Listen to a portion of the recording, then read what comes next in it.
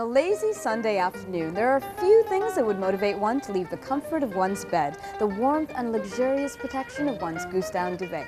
But then again, the thought of fine Italian cuisine, antipasti as far as the eye can see, and cool, crisp wine flowing into your glass like the Canal Grande flows to the city of Venice. Now, that's enough to motivate me.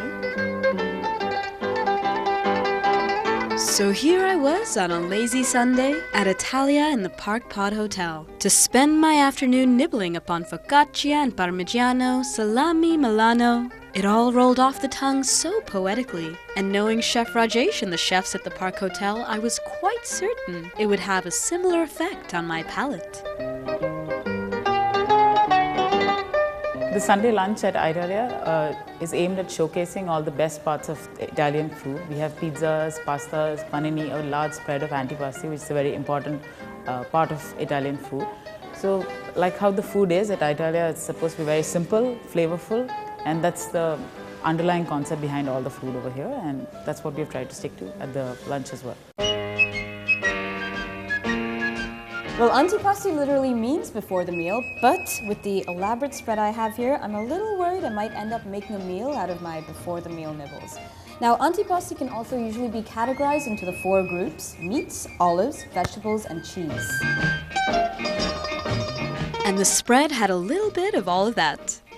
Preserved peppers, a panzanella salad, a platter of parmigiano, scamorza, fontina, and a menthol cheese. Marinated grilled aubergines topped off with tart bursts of caper berries. A luxuriously creamy goat cheese spread with basil and sun-dried tomatoes that melted in my mouth as soon as it touched my palate. The buffet is priced at 900 rupees without alcohol and 1200 rupees with domestic alcohol. My glass of Chenin Blanc was a perfect partner to my pear and walnut salad with a gorgonzola cheese dressing, fresh and lush as springtime in Italy. Well, after the antipasti, the primo usually follows. Now, this can be a risotto, a pasta, or, as in my case, a soup. So this is the soup of the day. It's a hearty basil, tomato, and bread soup. Let's have a taste. The soup tasted like what peasants would have eaten after a long, hard day out in the fields. Filling, rustic, homely. In fact, though tomatoes were introduced to Italy in the 1530s, they were widely believed to be poisonous and were used only for decoration. It was the peasants of Naples who first introduced tomatoes into their cuisine, and as we now know, the rest of Italy eventually followed suit.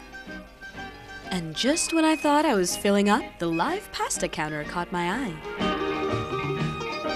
So in Italy, the type of pasta is usually given more importance than the sauce itself, and the pasta, like over here, is never necessarily covered in sauce. Now, I've got a very light, simple blend of porcini, butter, and mushrooms with a hint of fragrant, luscious basil.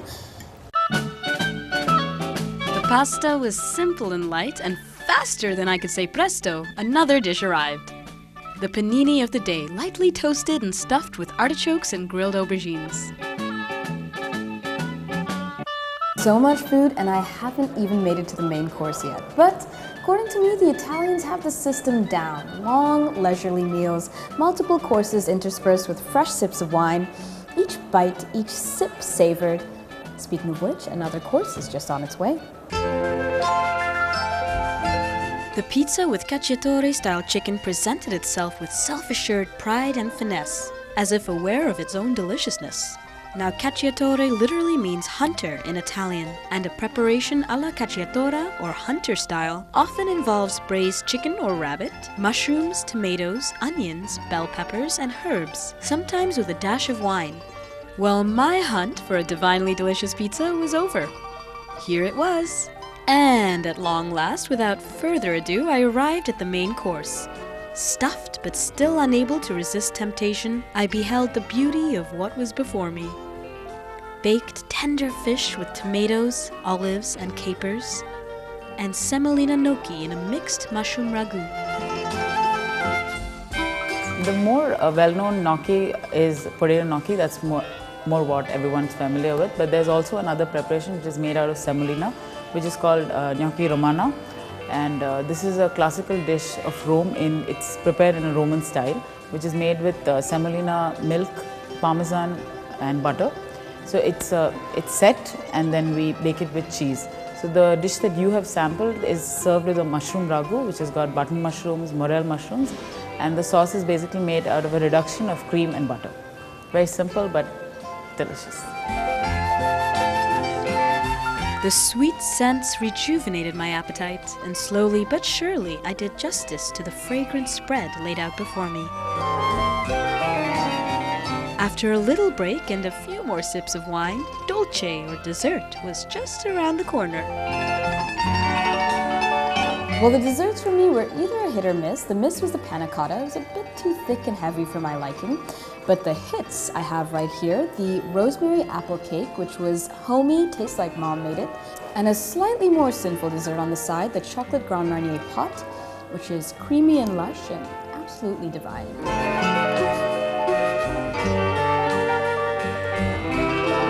Well, I've got to say Sundays are the ideal day to enjoy a meal like the one I just had. Give yourself enough time to make it long, leisurely, and relaxed. And for your chance to win a meal like the one I just sampled upstairs, all you have to do is answer me this question. In the Middle East, which of the following is considered the poor man's food? Is it A, plums, B, figs, or C, dates? Send your answers in to feedback@ndtv-hindu.com for your chance to be on the show.